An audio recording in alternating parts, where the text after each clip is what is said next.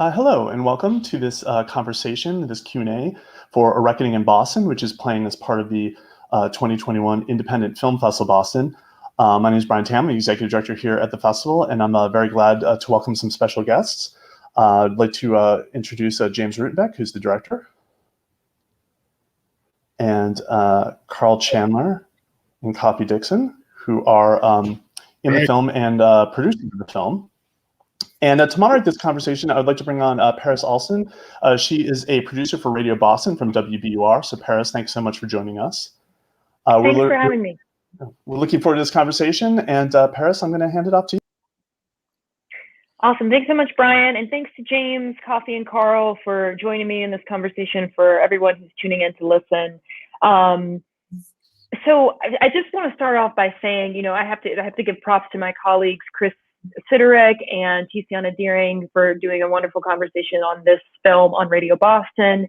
And I think really just, obviously the film speaks for itself, but it's just something that is really coming out of really challenging and particular time in our city and our nation, obviously, and in our world, but this city, I come from the South, and so I've come into Boston with all these other assumptions and all these things which we can get into a little bit later, but I think this film has really just put a really fine point on some of the prickly things that happen in this city. So I'm excited to talk about that with all of you. So James, I want to start with you and I would love for you to tell us a little bit about why you wanted to tell this story and tell it in the way that you did. And I say that giving a nod and acknowledgement to Carl and Kafi, who assisted in the production of this film as well as were subjects in it. Yeah, well, thank you, Paris. Well, I started on this project with just a little bit of money, like in 2014. And the plan was to film the academic year of the Clemente course, which is in Dorchester at the Codman Square Health Center. And the idea I had was sort of the stand and deliver narrative of a group of adults who had never had the opportunity to go to college, who engage with art, philosophy, history, and literature, and are transformed by the experience. And I had heard a Clemente graduate speak at a dinner a few years before and been really impressed by her story and her life trajectory after the course. If you get through this rigorous night course, you're credited 6 credits at Bard College. And so some students do a lot of different things after the experience. Some go on to become undergraduates. Others feel like they have more agency and are able to try more things in their own lives. And so that was the narrative that I sort of came in with. So it was mostly going to be a film in a classroom with some adults who had very diverse and deep life experience that they would bring into this class and use that life experience to engage with philosophy and literature and history. And I knew that I always wanted to bring some context of their lives into the story. And so both Kafi and Carl were people that I noticed right away, and I felt like they were really engaging people with aspirations and who had come to the course for their own particular reasons. And I thought it could be interesting to sort of follow their story a little bit and film a bit of them outside of the classroom. And that's where things got more complicated as I got to know them and their life experience more deeply. And over a period of, the film ended up taking 5+ years to make. And I ended up becoming very involved in relationships with them and getting to know them and their life experiences more deeply, and came to this realization that it was really arrogant of me to think that I could have mediated their stories. And there was so much I didn't understand about their life experience. So much of it was new to me.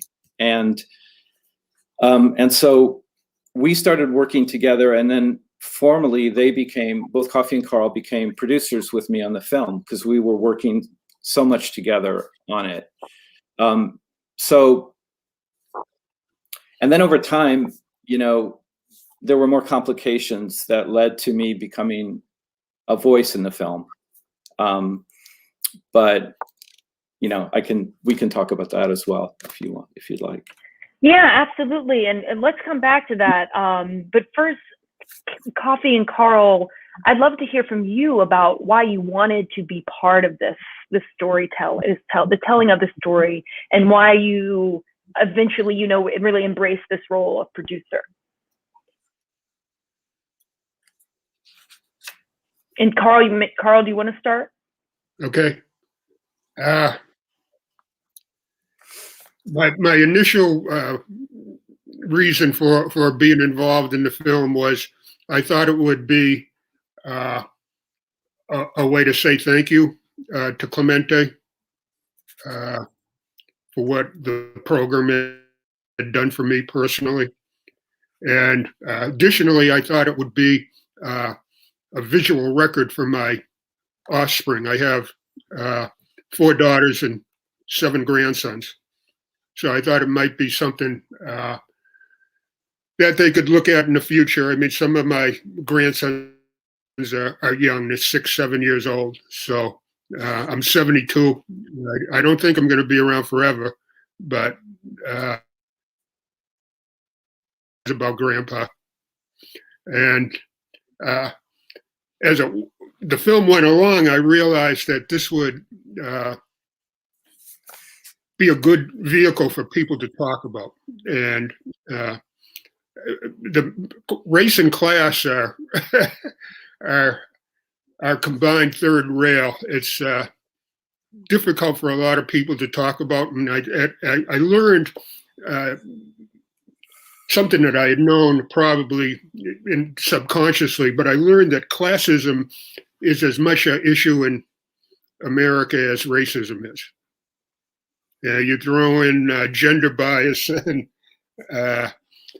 we're a mess. So I thought that being involved with the film would be a vehicle to get people to open up a discussion. And whether it was uncomfortable or not, at least we're at the table speaking about issues that needed to be resolved.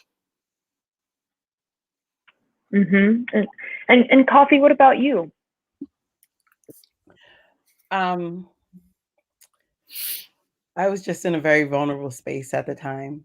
And not only was I in a vulnerable space, but I was in a vulnerable space as a Black woman in violence, right?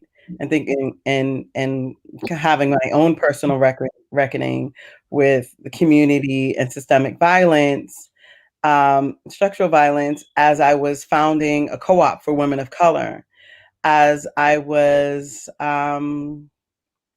dealing with erasure, as I was dealing with, my own privilege and thinking and my plans to leave Boston and to move to Vermont as a woman of color and to start my own farming enterprise. I was dealing and facing, the racism, the complacent racism that exists here in New England, that a lot of people rarely are able to witness or put their finger on, or you're even able to convince people of. So I, like Carl, thought of it as an opportunity to document, right? Not just the philosophy that we were learning in class about what a city's responsibilities are or what are societal responsibilities to each other, but to document me as a Black woman and the many failures in systems that allowed something that was socially good to consistently fall through the cracks around misunderstanding, classism, patriarchy, and racial bias. So I realized I couldn't make this up. And if I didn't survive, if the co-op didn't survive, if I never moved on to my land, how do we tell the story to make sure something doesn't happen like this to the next Black woman who says, she's an urban and a rural farmer as a cooperative developer? Or how do we talk about Black women and the violent space they exist in here in Boston around displacement, around physical violence, mental health issues? And I said that, I said, if you want to follow me through this story and you want to understand what brings me to this work, my experiences, then sure, James, if you're up to it, then I'm up to it. And he was. And James, talk about a little bit about what you learned throughout the making of this film and getting to know Carl and Kafi and others. Well, I live just 8 miles, as I say in the film, from Kafi and Carl, and yet, you know, the odds of us ever knowing each other or ever being friends as we are is just so incredibly low. And that was one of the questions that I asked in the film, and it was prompted by a friend of ours who asked me, James, why is that? You know, and so part of this was, you know, the part that took me a while to understand was because so much is hidden from people like me who live in the suburbs. You know, Kafi very gently and graciously took me into some of these spaces where Black women experience possible displacement in housing court, to a housing agency where there were a group of Black women who were trying to learn the law so they could defend themselves and hold on to their Section 8 certificates because they didn't have any legal advice or support. She took me, and I saw Carl and Kafi and experiencing housing insecurity and being evicted. There was so much sort of coming at me that, you know, in a sense, you know, privilege is being protected in a way. I had not only not seen any of that, I'd never like been close to it, because no one in my family has been evicted, or, you know, it's not something that I had known. And so we had developed this relationship working on this film together and gotten to know each other. And then I was seeing people who had become my friends end up in these really threatening situations and in the midst of this chaos of the city, and started to really understand, it took me a while, what these structures are, and, you know, why our zip codes are so, why there's such disparity between us. And that was a process that took several years, and it also required me sort of coming into the film, like both Kafi and Carl and some of the other people working with us started encouraging me to bring my voice into the film, because this idea, this construct of stand and deliver and transformation through the humanities is a powerful one, and it's an authentic one, but it was also diminished by the obstacles and these structures that I was starting to understand for the first time. And I felt like it couldn't be a true and authentic film without acknowledging that. And one of the, you know, there was also this problem that the film wasn't coming together really as a film with that kind of construct. And so Kafi set up this working group with Carl and Kafi and Tolga, who's in the film, and her friend Fernando Ona, who's an epidemiologist at Tufts Public Health School. And we just started looking at cuts together and talking about my voice and how I could bring my voice into the film. And it was kind of a therapy thing where they were like saying, you know, Fernando was saying, James, how did you feel when you witnessed this eviction? Or you were with Carl when he was about to be thrown out of his room. How did that feel?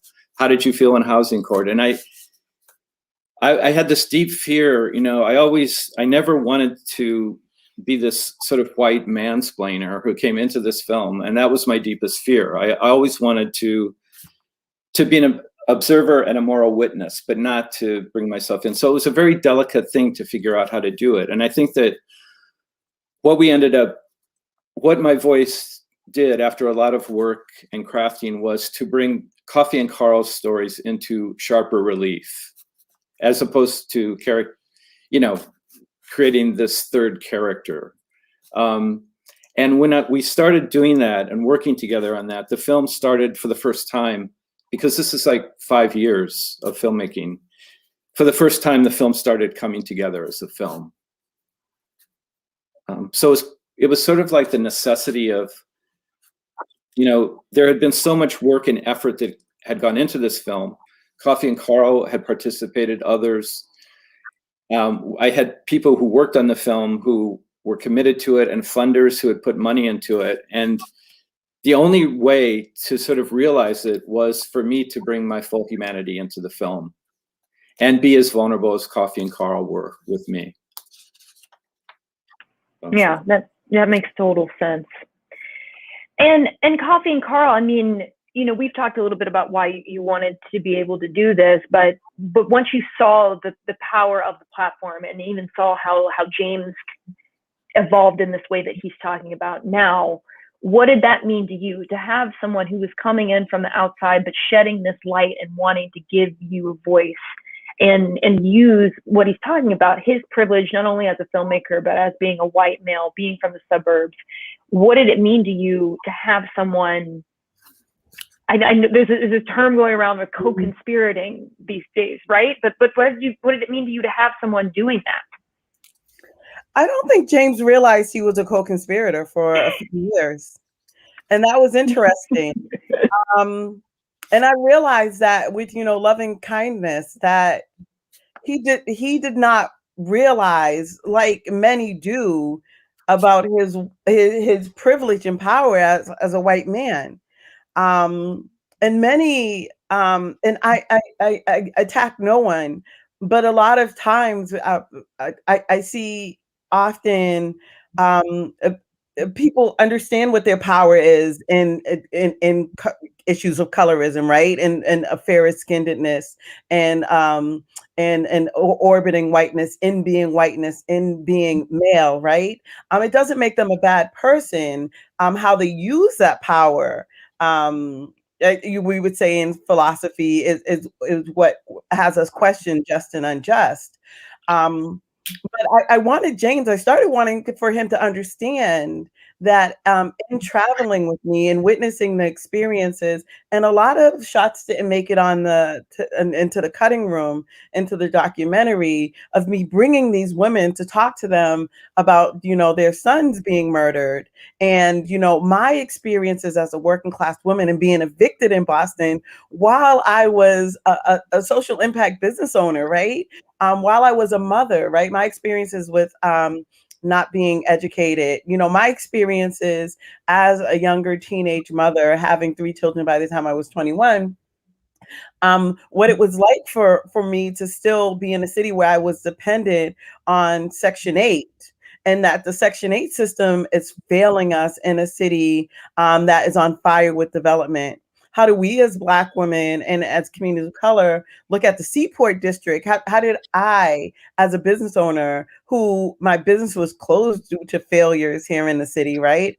Around how do we support economic development of a lost culture of African Americans, whether it's brick and mortar or startups, right? How do we sit there and watch another whiter community than South Boston be created in the Seaport District as my produce market, Milk and Honey Produce Market, is being closed? And so, to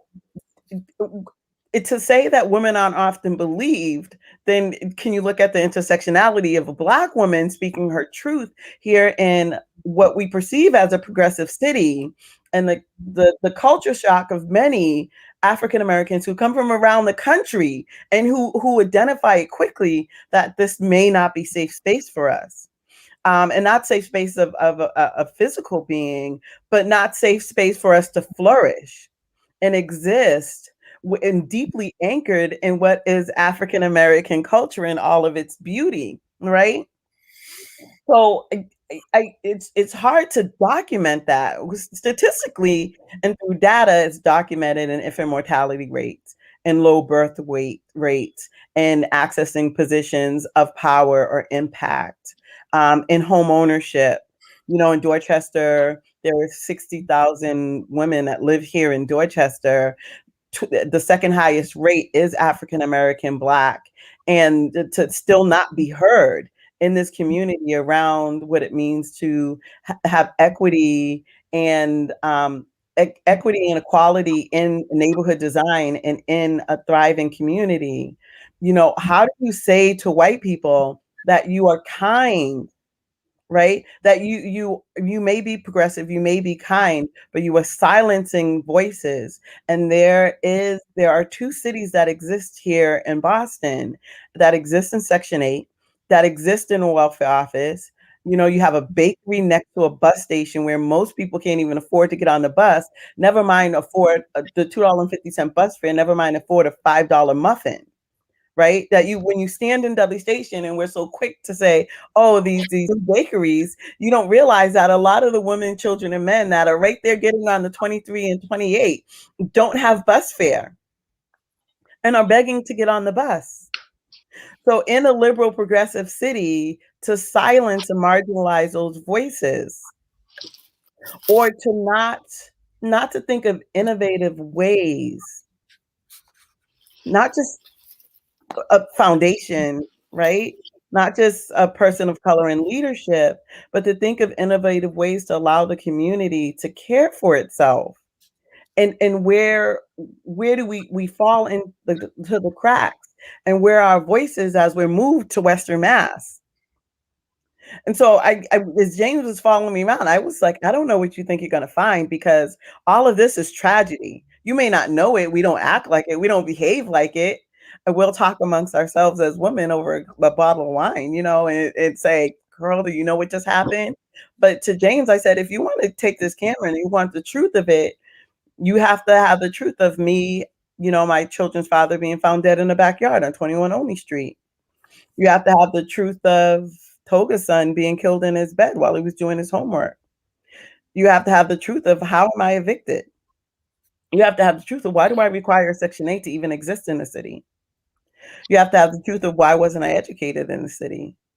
And you have to have the truth of, my experience is not the experience of one person as an individual. My experience is proof in data and statistic, the experience of a large portion of women of color here in Boston who effortlessly traverse these violent spaces, to the point that nobody realizes that this is our experience more times than not. And so, you know, that was my thing. You know, let's go on this journey together. Let's document this journey together. And let's document me saying I have a resolution to these issues, and to interrogate ourselves of how we silence the innovation in resolving some of Boston's deepest, most painful societal issues. Mm-hmm. And Carl, what's your take on that?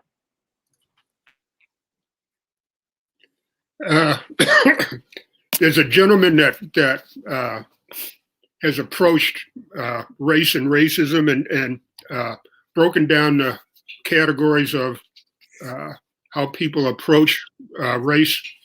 There's a racist, non-racist, and anti-racist. Well, clearly James was at the least non-racist. But what I hoped was, as the experience went along, he'd become a real ally. In other words, an anti-racist. And he proved himself.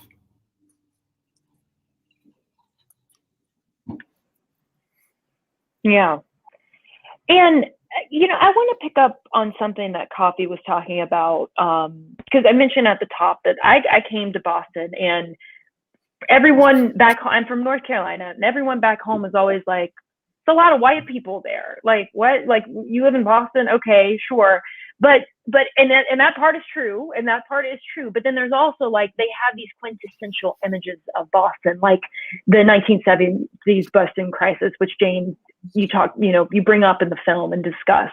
And then there's also something in that about spaces, because when you come here from the outside, or even like Kafi and Carl talking about, when you live here, grow up here, being Black in the city, you don't necessarily feel like you belong all the time, or you feel like the spaces where you are relegated to be are not protected. They are not cherished like so much of the rest of the city, right?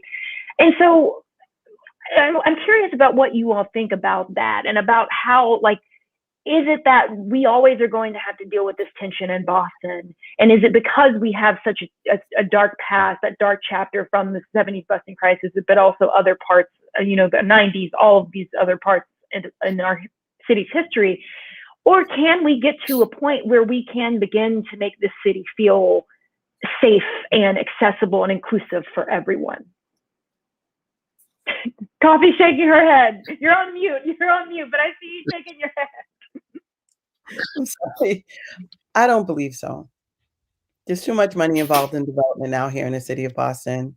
And Boston had to put out an important snapshot of what Boston wants as a community in its 2030 report that I talk about a lot, that you can't even take out in the library. But I remember them talking about the brain drain in Boston years ago. I was at work, sitting on my bus, reading the Globe, and thinking the brain drain and thinking about, what Boston would do as a neoliberal city, right?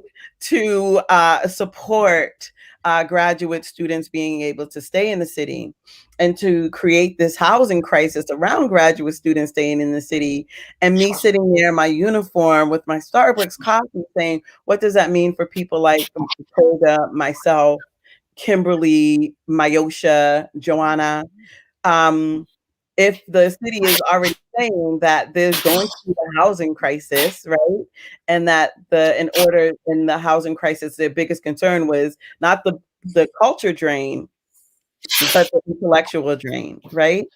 And now there are millions and millions of people have become millionaires off of development here in the city.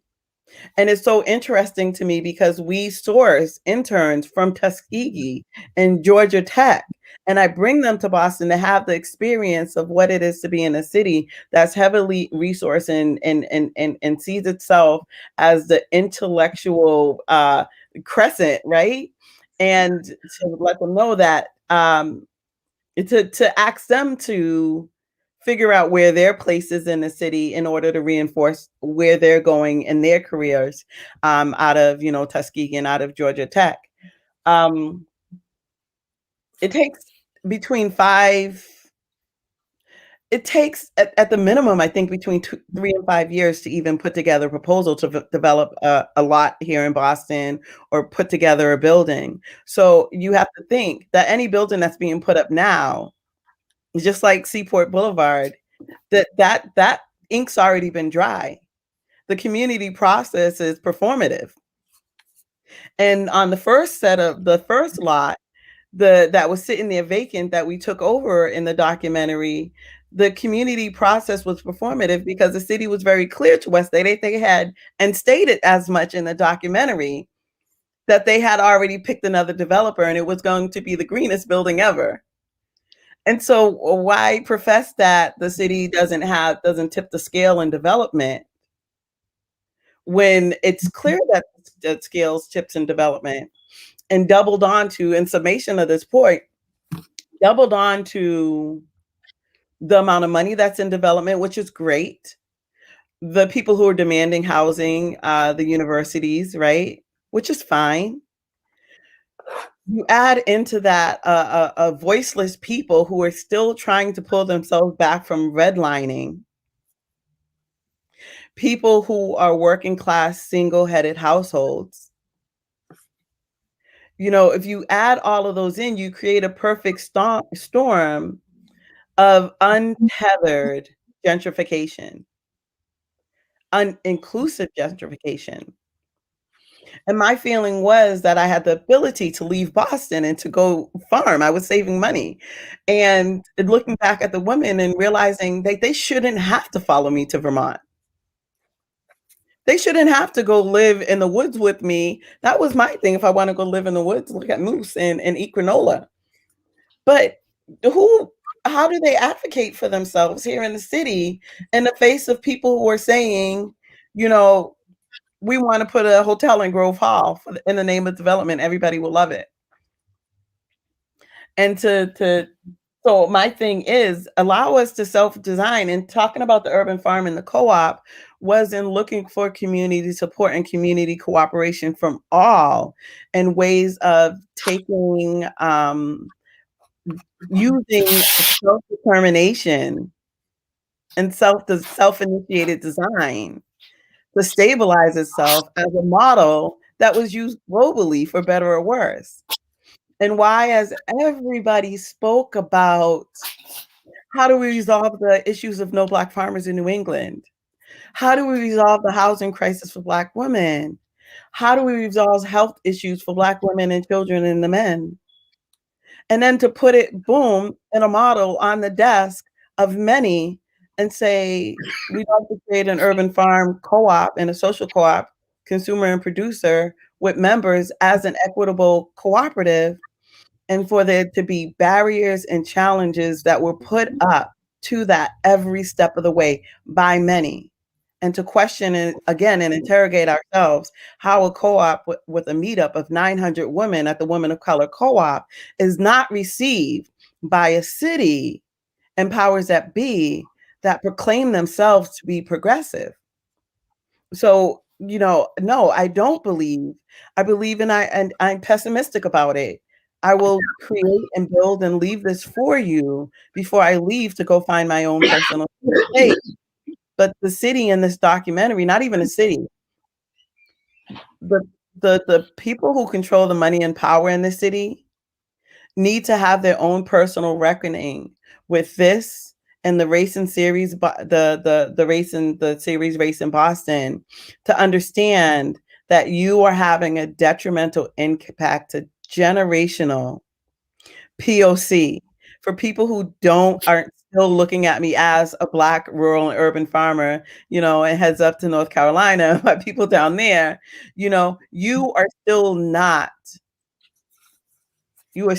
identifying resolutions because of the people you want rather than the people who are there. And for people who are in positions creating organizations in this heroicism for Black women and men, if you are not part of those experiences and don't know poverty, food stamps, or what it is to sit in a welfare office on your suitcase waiting for a cab to take you to Pittsfield, Mass, because that's where all the homeless shelters are now, then your voice may be questioned. The documentary shows two people who were existing in Boston as good constituents and citizens, Carl and I. And it shows the violence that we are consistently up against and the annihilation to our community here in Boston, as Dr. Fernando Ona of Tufts University Public Health would say, as an epidemiologist. So no, I don't have faith in the city that the city can do it, because it will take people who have the money to support people in staying. And how do the cognitive dissonance of that, people over profits, how do you come to terms with that? And how do you humanize that with Carl and I? That's an excellent point, Kafi. And Carl, I want to hear your thoughts on that. And I want to throw into that mix that, we have the first Black, first woman mayor in Boston now. But I think kind of what you're getting at, Kafi, is it still is sort of, there's still this blockade of power and money that even sometimes representation can't fix, right? Exactly. And so, yeah. So both of you, if you're willing to tease that idea out, and Carl, offer your thoughts. I'll give you first a little historical background about Boston. In 1950, the population of Boston was around 800,000. The Black population was 3%. The total minority population was around 4.5%. All right. So the math is 24,000, 25,000 Black people. That's difficult to put into a political entity with some clout. So my feeling is that the Boston power structure is always, they've gotten into the habit of thinking that we really can marginalize these people. We don't really have to deal with them in a serious way. Because if they were serious, there's a whole lot of things that are fixable that would be fixed. the population, the Black population now of Boston is about 25%. And if we're not at the point already, we're pretty close to Boston being a majority minority city, which means there's a potential for there to be an effective political organization, alliances in particular. I'm not sure if that's going to happen. I look at younger people and I have some hope. As far as the authority structure, I'm not optimistic. I'm hopeful.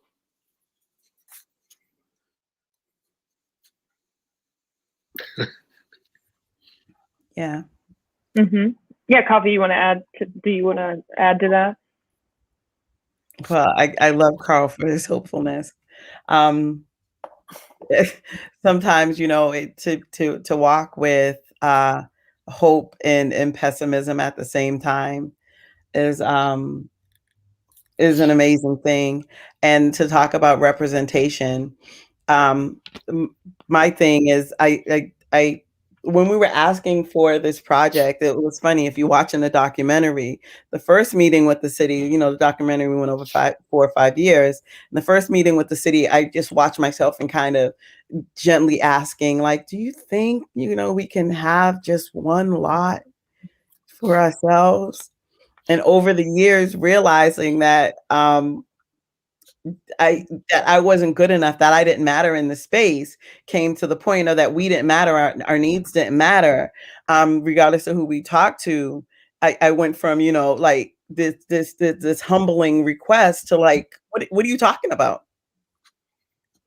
Why is this a no?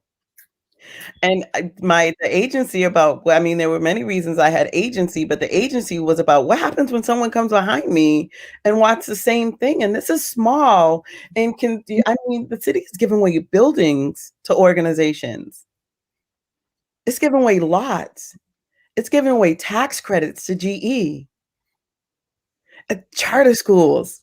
The city and some of the larger institutions, as documented in the documentary, this is a heavily resourced city. So again, to say to women who are just like, we just need your support, just a little bit of your support, and having access to a space that we can sit and talk about how we save ourselves. I wasn't asking for much for the women. I was asking the city to provide a little bit of funding, a little bit of capital for what is potentially Boston's first co-op for women, and a little bit of funding for a self-designed urban farm for women. And for me to take my thousands and thousands of dollars, well over $50,000, to not just fund the urban farm, but to fund a cooperative home for women and men. My farm money has me asking about, is it representation, or do we really need to look at, regardless of culture, right, or class, who has boots on the ground? And I'm not talking about me, but our policymakers, who has boots on the ground? What city council knows about this project? How have they responded to it? And not responding to whether or not they like me, but how have they responded to a health intervention for Black women here in the city of Boston, where statistically our mental health, our physical health, and our emotional health are always under the gun? And that's what I say about representation. I don't care what color you are, but if you say yes to Black women wanting something very small, and compared to the very large that people get, then you are an advocate, and you are in solidarity with us, and you are the thought leader, and you are doing the real work. Mm-hmm. And so, James, lastly, for the powers that be, for the gatekeepers of this city, what do you want them to take away from this film? And that goes for everyday people as well. But I want to know what you want people who actually can push the button, right? What should they take away? This film started out as a film about a humanities course, and it was never meant to be a politically charged film. But just by virtue of the fact that I was spending time, with people whose lives were being threatened and who lived in the midst of such chaos, and their experience, allowing them to bring their experiences into the film, like Tolga and the story of her son, and Kafi and the murder of her partner, and Carl's story. It allowed the film became politically charged, and it became more than a story about transformation through the humanities. And sometimes, I look at the film and I feel like it's almost like a hand grenade that's being tossed into the powers that be of the city, and I'm actually really glad that it evolved in that way and became a film that is challenging and might in some way impact public policy at the highest levels. Who knows? I mean, we can hope for that and hope. Alert from calendar. And hope that I don't know what that was. And there's also another starting point, which is, I got to know some of the students from the class who had been bused to Charlestown and South Boston in 1974. And, those psychic scars are still real and still there. And there's never been any truth or reconciliation around that. And that was like this horrific thing that happened to a population of Black people in Boston, children who were subjected to, obscene violence. And maybe one starting point would be to have truth and reconciliation around that, and to face up to it and face up to this history and look at it and maybe find a way to at least acknowledge it and find a way to work through it and have some reconciliation around it. And then the other piece is that we're showing the film to, in colleges and universities, in social justice organizations, affordable housing groups around the country. We have this engagement campaign that's very active and robust. And we're having these kinds of conversations all the time, like every other day. And so I'm hoping that people can use the film in their own cities and with their own organizations to advance, social and racial justice. Yeah. I want to add to that, and I don't want the audience to leave, because in James saying that, the documentary became charged, right? I think Carl and I might have secretly known that this documentary would be charged, and it wasn't anything that we could avoid, right? I ask people not to exist. We're not asking for pity. Carl is a powerful, capable, intelligent man, which in itself needs to be questioned of what resources a community like his is lacking in the city. But I try to let people know, because I think a lot of the reason that I had the experiences were involved in a lot of guilt and shame. And it's not my guilt and shame this not my emotional baggage to carry with a liberal, a perceptively progressive city. I don't have a problem with development. But the question of defining gentrification, as someone explained to me, is that the new amenities in a community, and who are those amenities for? I don't have a problem with developers. I have a problem with developing for the city you want rather than the city that's there. And that's what we need to think about before I go off to do agriculture, while we're bringing in membership for the co-op for the leadership development and the women who will take this project over. the young brown woman who will take this project over and bring it to heights that I can only imagine, as an older woman revisiting this space. I don't want anybody to exist in guilt and shame around what's going on with Black people. I want them to have a response for it and not to think that we can continue to develop a new city that doesn't have a memory of the racism that this city is capable of, and still quietly that racism and those biases and the marginalization is more prolific than it was before you were called a nigger in South Boston. It's become deceptively, in between the lines. And it's not questioned. It's accepted when you go to a conference in Boston that there are no Black people there. It's accepted when you go to a development meeting or a real estate meeting that less than 3% of when the community of minorities are the second largest community here in Boston. It's accepted that you, coming from other cities as people of color and as truly liberal and progressive white people and from other cultures, AAPI, it's accepted that when there are spaces that you will go in Boston more frequently than not, that you will not find POC there. Because the city is not designed for them because of issues of money, issues of class, issues of power and privilege. But if that is the case, and we realize that's the case, why stop the community designing for itself? And why stop women who are trying to respond to those deficits and how they exist in the city? Why not support it? And why not make sure people like Carl can continue to have the highest good for his daughters, who are women here in the city as well, and children, and what they see for themselves and what they see for his grandson. And I just ask the city that, and the powers that be here in the city, to sit and to think about that in watching this documentary.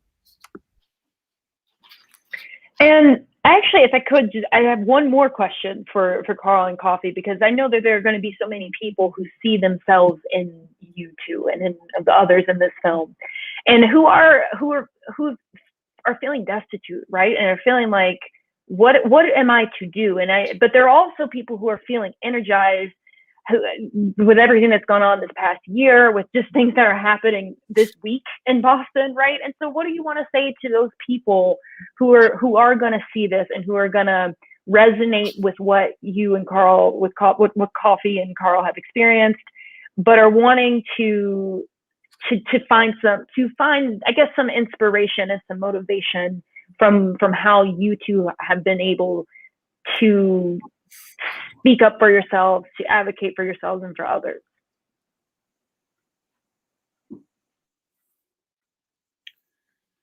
I would like people to understand the power that they have, especially in solidarity with other people. And on a personal level, eliminate doubt. Doubt in our community is boy, it's tough. You eliminate doubt, become in touch with your power. That's the start. Alliances are important, and the philosophy, the idea that I have, it's something that I heard from an Aboriginal woman from Australia, Leela Watson, and her basic premise is, if people from the outside were coming to her community to help, she said, "Thank you, don't bother." But she said, if your liberation is tied up in my liberation, if we're in this together, then you're welcome. Okay? And if we all start embracing that idea, that moves us a little closer to the goal line, I think.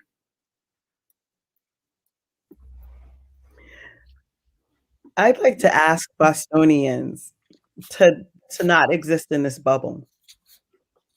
That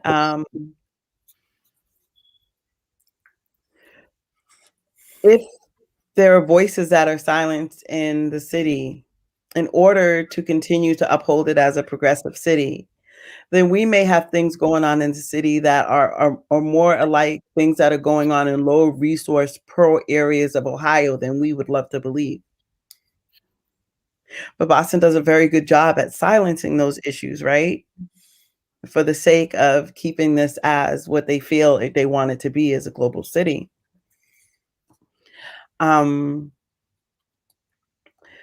My biggest thing, my hope for Boston is, you know, if we want to innovate, right, we can innovate at MIT, Harvard, and Tufts.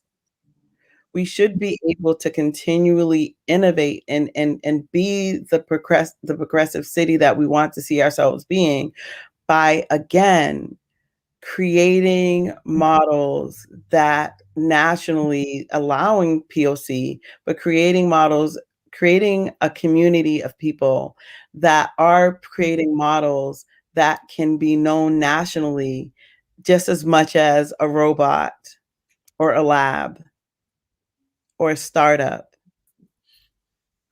And that the African Americans have a culture here in the city that is being lost. And it's a culture that can only make the city better. But we have to not exist in a bubble where everybody around the country, a lot of POC are saying, I'm going to go to Boston and go to school, but I'm going back home. And that's the brain drain. That's the culture drain. That's the domestic migration that the city needs to be more concerned with, that there are thoughtful people who look at Boston with a specific perspective of racism, bias, lack of support, classism, that has Boston Pat itself on the back, but has a kid that has other people in the country, intellectuals, business leaders, looking at Boston, questioning if Boston's a place it needs to exist. Boston may be a victim of its own development and progressiveness. And I just always say, you know, I'm thinking about it, we should question that with ourselves and not be so quick to pat ourselves on the back and be so quick to embrace the facade. You know, but understand that that facade can crack at any time. And when that facade cracks, what are we going to learn about ourselves here in the city?